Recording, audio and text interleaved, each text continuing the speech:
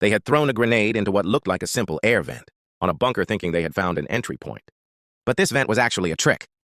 You see the opening LED to a narrow curved pipe, ensuring that no matter how it was thrown, the explosive couldn't get stuck.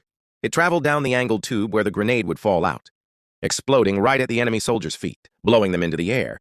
Soldiers would drop thousands of tiny metal darts from planes. You see, these are wolf dog bombs which contain no gunpowder.